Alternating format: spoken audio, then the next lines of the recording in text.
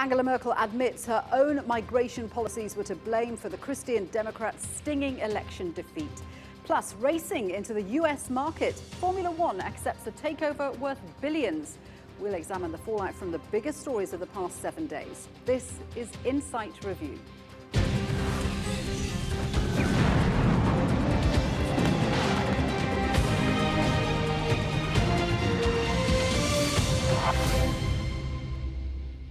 Hello there and welcome to Insight Review. I'll look back at the stories that have dominated the headlines for the past 7 days.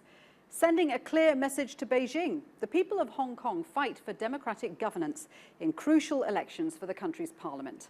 And one step from extinction, how illegal hunting could soon kill off man's closest relative. We'll be talking about those stories with our guests, the journalists Martin Bentham and Arifa Akbar. But first, here's what you need to know about this week, 7 days, in 60 seconds. Angela Merkel suffered a humiliating defeat in German regional elections as voters turned their backs on her liberal refugee policy and instead gave their support to the anti-immigrant Alternative for Germany party. Liberty Media bought Formula One motor racing in an $8 billion deal. CVC Capital Partners will hand over its ownership after taking a controlling stake in 2005. Donald Trump shared some of his military strategy if he wins the election. He said the US should work with any country that wants to defeat Daesh and that he'd favour a policy of gradual reform rather than toppling regimes. It was announced that Bill Cosby will face his accusers in court next June. More than a dozen women have accused the star of The Cosby Show of sexual assault. 350 years on, the Great Fire of London was remembered. A model of the city's 17th century skyline was lit on the River Thames to commemorate the anniversary. After 172 days on board the International Space Station, members of the US and Russian crew are back on Earth. The three-member team landed in Kazakhstan on Wednesday in a parachute capsule. So first to Germany and that bruising defeat for Angela Merkel's party in state elections. The anti-immigration nationalist AfD party has been campaigning hard against Ms. Merkel's policies on refugees and secured 21% in the contest. It was a crushing blow for the Christian Democrats, who got 19% of the vote, putting them in third place. Well, with me in the studio to talk about this are journalists Martin Bentham and Arifa Akbar. Good to have you with us. So, Martin, a disaster for Merkel, but she has acknowledged that, hasn't she? Yes, of course, and she could hardly do otherwise, really. It's the latest blow, I suppose, over the last year or so since the great wave of migration. She said famously, yes, we can do it. Not yes, we can, that's Barack Obama, but the same sort of phrase, we can do it, in terms of accommodating all the refugees that were coming in. And well, then, Ms. Merkel said, Angela Merkel said, yeah, come here, we will welcome you. Exactly, and it had this huge number, this great humanitarian gesture, but of course it's created enormous problems for her politically and indeed just on a practical level, and it's been causing difficulty for her in the opinion polls and in certain elections and so on since that time, and this is the most graphic illustration of that, to lose in her home state, the worst ever result that they've had there, and to be overtaken by this the far-right AfD party, which has been really on the rise, not overwhelmingly in Germany, but achieving a significant prominence which previously that type of party just hasn't had. And they came into second place. So does this mean that there could be a right-wing backlash, not just in Germany, but could we see this across Europe? Aren't we already seeing it across Europe? The rise of the far right, certainly right-wing. We've sort of experienced it in Britain with Brexit, where that referendum was won to exit, largely based on immigration policy, and here we see it again. And I think the interesting thing here is that Merkel has admitted that this loss has come out of the immigration policy, but she hasn't backed down. She hasn't said, absolutely. and I'm she's going not to... changing her She's policy, not reversing, and she said to the Bundestag, I defend my overall thinking. She still stands by the EU agreement with Ankara, with Turkey, for immigration. I think she's in what she's doing is thinking of ways to make it more efficient so people aren't hostile to it, such as faster repatriation of asylum, people who haven't won asylum, giving bigger funds to authorities so they could accommodate asylum seekers and refugees. So I think it's quite a bold move from her to say, yes, this loss is massive and it's come out of what has happened, you know, my policy this time a year ago, but she's not backing down. And people are seeing this as a rehearsal for next year's general election. Yes. I think she may, I'm not predicting anything, but perhaps she can turn it around in time. What do you think about that? Well, I think it's certainly possible she can, because ultimately you've got to, you know, obviously it depends if she decides to stand herself. She hasn't yet decided, confirmed that either way.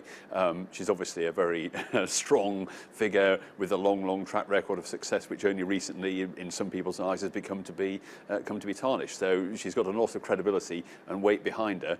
Obviously, depends a bit against who she's up against, because even if you have questions about person X, if the person who's contesting against them is not so good, then obviously they've got a good chance of winning. I think the other issue here is, in a way, she has actually responded, because the whole agreement with Turkey, of course, is designed to stop the flow. And as you say, the faster she's desperately trying to rescue, because it's looking a bit fragile. Exactly, the faster repatriation. So the Germans actually are trying to respond in a sense. Obviously, the part of the problem for Angela Merkel is that, you know, the people who are already there, and there's a large number, and there's still people coming. So she's trying to close the stable door a little bit after it's bolted. But as you say, broadly speaking, she's defending what she's done.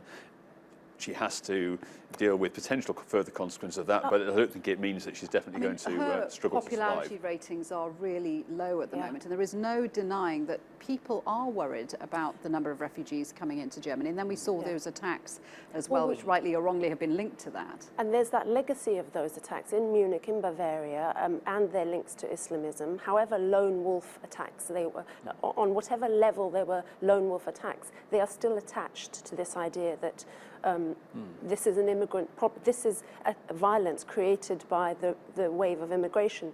But I think that it's interesting to see this protest vote in her district, which was fairly insulated from the wave of new immigration. It's largely German. It's got a 3.7% non-German population. It doesn't have many asylum seekers. So I think the idea of this protest vote, which, you know, protest against immigration in general, not even local immigration, I think that's taking off in Europe, and we saw that again in Brexit, didn't we? So I suppose the million-dollar question is whether her party can bounce back. I'm sure it can. I'm sure it can, because there's quite a long time before the next year's elections, and as we know, an awful lot can happen. More time for more refugees to arrive, though. No, there are, but again, it all depends really on who the alternatives. Who the alternative is, or who the alternatives are, and I suppose how she handles the next 12 months or so, and there's a lot to play for, I still think. Yeah. Okay, for the moment, thank you very much indeed for that. Well, let's go next to Hong Kong, where pro-democracy parties won a significant number of seats this week in legislative polls. It's the first vote since protests began 2 years ago.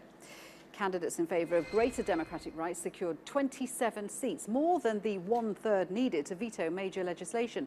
Many pro-democracy advocates accuse Beijing of trying to intimidate and interfere with voters. Some of those newly elected council members ran on a platform of greater autonomy from Hong Kong. Back to Martin and Arifa, who's still with me. And Arifa, I mean, it's fair to say these elections didn't go the way China expected. And I don't think anything like this was expected, was it? I think it's fabulous, because we thought, and most of us thought, after the protests of 2014, all of that had died down, and that pro-democracy protests and rallies had been sort of quashed. And this shows that there was a 2.2 million voter turnout. It's a record turnout. This shows nothing's been forgotten. Pro-democracy. It's almost like they were biding their time, weren't they? But Exactly. I mean, some of these guys that actually won seats were convicted, but the interesting thing was that not to jail time. Well, one guy was very much leading the protests. He's only 23 years old. The extraordinary things about 4 of these candidates that have won seats have they're very young. They're aged from 23 to 34. This is the youth vote. I think this is the young. Protesting against the control that China had in Hong Kong, because one of the big things they were demanding was the right to freely choose the chief executive of Hong Kong, who of course has to be approved by Beijing. Yes, exactly, and the tensions continue clearly. And I think the problem is that from a Chinese point of view, as you said, they jail people or they convict people, but then don't jail them. And although in one level they've got tremendous force and might, and as we've seen in historical terms of real ruthless suppression if they need to, I think in Hong Kong they need to be very, very careful about going too far down that road, and so they have to tread a very delicate line, I think, between that and triggering something far more catastrophic, which would be damaging for them in world terms if they try to be very repressive. So they've got to allow these people their chance to air their views. I suppose the challenge now is they've been giving warnings since this election saying we can't have a separate Hong Kong, nobody can be allowed to have independence. They stopped some candidates standing in this election because they advocated independence. So I suppose the tension is still going to come between what the freedom the Hong Kong people actually voted for through enough people to veto major legislation, that means they can really affect policy in Hong Kong. So exactly.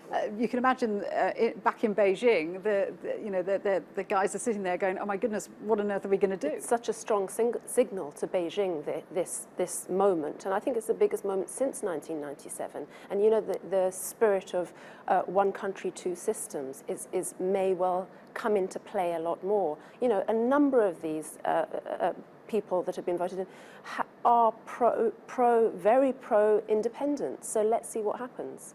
Do you think we're going to see more clashes between Hong Kong and Beijing then? Well, I think that's the question, isn't it? I think it all depends how the Beijing authorities allow the expression of not full independence, but the Hong Kong legislature that's been elected now, and those younger people in it that have got this big influence there, how they allow them to exercise their voice, whether they allow some leeway to what they want and some respect for their the greater freedom that they want for the Hong Kong people or not. If they try to repress that too much, then I think clearly we are going to see clashes, and that's where it gets very dangerous. And remember, in 2014, what people were protesting for was the erosion of their liberties, their freedoms, and I think they failed to get those reforms. So perhaps this is unfinished business, and we will see more protests. Yeah, so we wait to see what happens. Thank you very much indeed for the moment.